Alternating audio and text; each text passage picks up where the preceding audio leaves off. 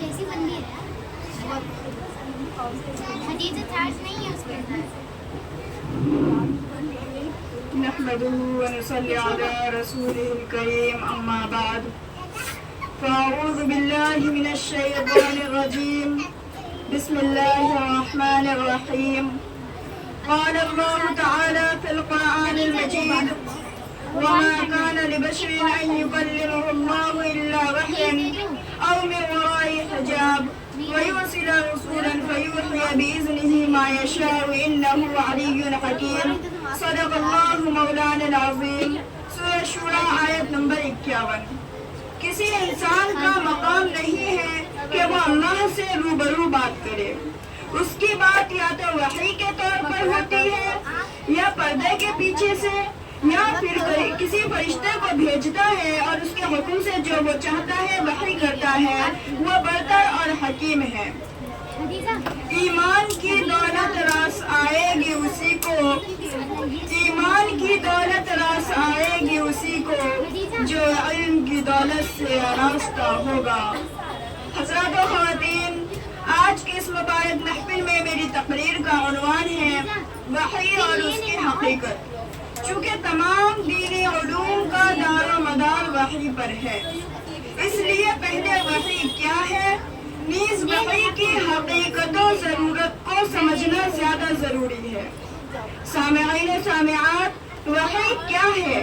والوحی لغت الاعلام فی خفا، یعنی وحی کے لغوی معنی ہے پوشیدہ طور پر کسی کو کچھ بتانا۔ اور امام راغب نے مفردات القرآن میں لکھا ہے وَأَصْلُ الْوَحْيُ الْإِشَارَةُ السَّرِيعَةُ، یعنی وحی سریع اور تیز اشارے کو کہتے ہیں، اور طویل کلام کو مختصر طریقے سے ادا کرنے کو اشارہ کہتے ہیں۔ وفی اصطلاح الشریعتی ہوا کلام اللہ المنزل علی نبی من انبیائہ، یعنی شریعت مطہرہ کی اصطلاح میں وحی اللہ تعالیٰ کا وہ کلام ہے جو کسی نبی پر اللہ کی طرف سے نازل ہوا ہو۔ حضرات و خواتین، ہر مسلمان جانتا ہے کہ اللہ تعالیٰ نے انسان کو اس کائنات میں آزمائش کے لیے بھیجا ہے اور اس کے ذمہ کچھ فرائض عائد کر کے پوری کائنات کو اس کی خدمت میں لگا دیا ہے۔ اول یہ کہ وہ اس کائنات اور اس کی پیدا کی ہوئی اشیاء سے ٹھیک ٹھیک کام لے، اور دوسرے یہ کہ وہ اس کائنات کو استعمال کرتے ہوئے اللہ کے احکام کو مد نظر رکھے اور کوئی ایسا فعل نہ کرے جو اللہ کی مرضی کے خلاف ہو۔ اور ان دونوں کاموں کے لیے انسان کو علم کی ضرورت پڑتی ہے،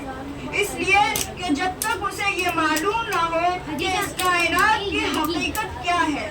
اس کی کون سی چیز کی کیا خاصیت ہے، ان سے کس طرح فائدہ اٹھایا جا سکتا ہے، اس وقت تک وہ دنیا کی کوئی بھی چیز اپنے فائدے کے لیے استعمال نہیں کر سکتا۔ نیز جب تک اسے یہ معلوم نہ ہو کہ اللہ کی مرضی کیا ہے، وہ کن کاموں کو پسند اور کن کاموں کو ناپسند فرماتا ہے، اس وقت تک اس کے لیے اللہ کی مرضی کے مطابق زندگی گزارنا ناممکن ہے۔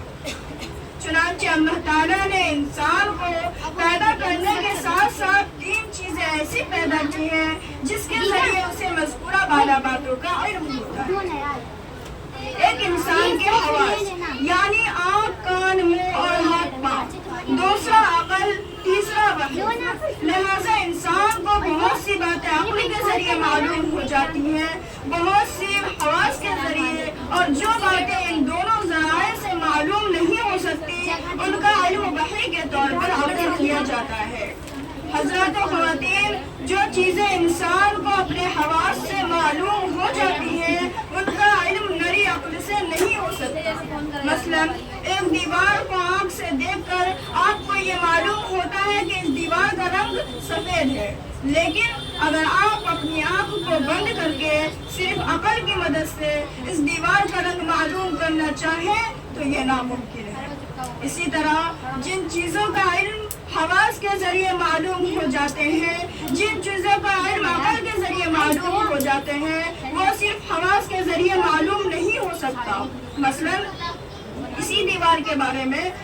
آپ آنکھوں سے دیکھ کر یا ہاتھوں سے چھو کر یہ اندازہ نہیں لگا سکتے کہ اس دیوار کو اس انسان نے بنایا ہے، بلکہ اس کے نتیجے تک پہنچنے کے لیے عقل ضروری ہے۔ غرض جہاں تک حواس خمسہ کام دیتے ہیں وہاں تک عقل کوئی رہنما نہیں کرتی، اور جہاں حواس خمسہ جواب دے دیتے ہیں وہیں سے عقل کا کام شروع ہوتا ہے۔ لیکن اس عقل کی رہنمائی بھی غیر محدود نہیں ہے، بلکہ یہ بھی ایک حد پر جا کر رک جاتی ہے۔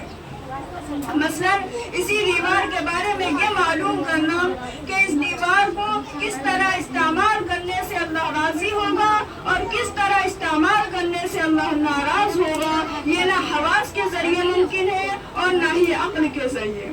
اس قسم کے سوالات کا جواب انسان کو دینے کے لیے اللہ نے جو ذریعہ مقرر فرمایا ہے اس کا نام وحی ہے، اور اس کا طریقہ یہ ہے کہ اللہ تعالیٰ اپنے بندوں میں سے کسی کو منتخب فرما کر اسے اپنا پیغمبر قرار دیتا ہے اور اس پر اپنا کلام نازل فرماتا ہے۔ اسی کلام کو وحی کہا جاتا ہے۔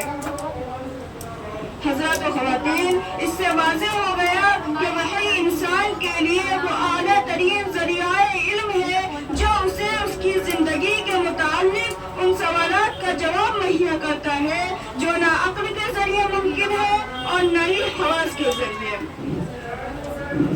اگر آپ اس بات پر ایمان رکھتے ہیں کہ اس کائنات کو ایک قادر مطلق نے پیدا کی ہے، وہی اس کے مربوط اور مستحکم نظام کو اپنی حکمت بالغہ سے چلا رہا ہے، اسی نے انسان کو کسی خاص مقصد کے تحت یہاں بھیجا ہے، تو پھر یہ کیسے ممکن ہے کہ اس نے انسان کو پیدا کرنے کے بعد اسے بالکل اندھیرے میں چھوڑ دیا ہو اور اسے یہ تک نہ بتایا ہو کہ وہ اس دنیا میں کیوں آیا ہے، اس کے ذمہ کیا فرائض ہے،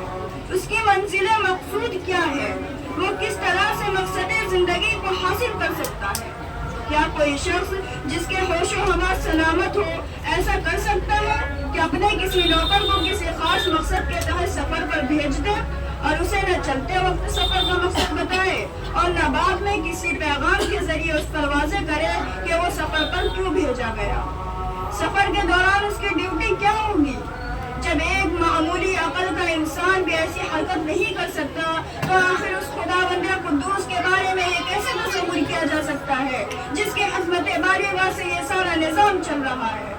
آخر یہ کیسے ممکن ہے کہ وہ ذات جس نے چاند، سورج، آسمان، زمین، ستاروں اور سیاروں کا ایسا محیر العقول نظام پیدا کیا ہو کہ وہ اپنے بندوں تک پیغام رسانی کا کوئی ایسا انتظام بھی نہ کر سکے جس کے ذریعے انسانوں کو اس کے مقصد زندگی کے متعلق ہدایات دی جا سکے؟ اگر آپ اس بات پر ایمان رکھتے ہیں کہ اس کائنات کو ایک قادر مطلق نے پیدا کی ہے تو پھر یہ بھی ماننا پڑے گا کہ اس نے انسان کو پیدا کرنے کے بعد اسے اندھیرے میں نہیں چھوڑا ہے، بلکہ اس کے رہنمائی کے لیے ایک باقاعدہ نظام ضرور بنایا ہے، اور اسی باقاعدہ نظام کا نام وحی اور رسالت ہے۔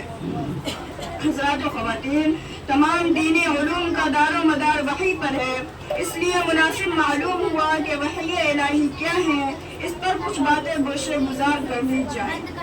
وحی الہی کی کئی اقسام ہیں، ان کی درجہ بندی ہے، ان تفصیلات کے اندر جھانکنے کی اجازت وقت کی قلت قطعی نہیں دیتی۔ امید ہے کہ وحی الہی کیا ہے آپ نے کچھ نہ کچھ ضرور سمجھ لیا ہوگا۔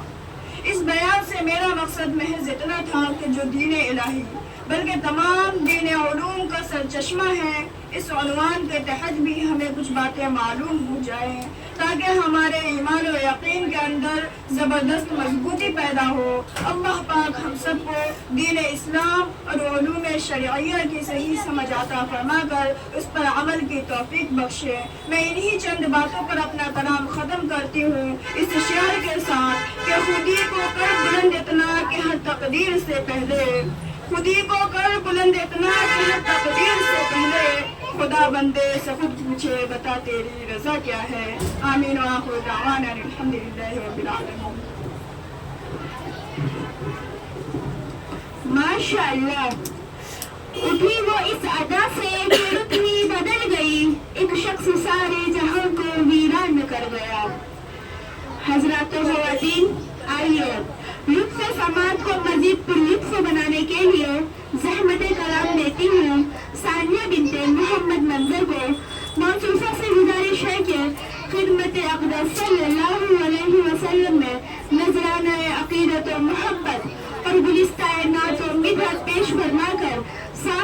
ثانیات کی دل کی بند گلیوں کو کھول دے. چھیڑو کچھ اس انداز سے نغمے رنگی کہ فرد ذوق میں جھومے شاخ آشیاں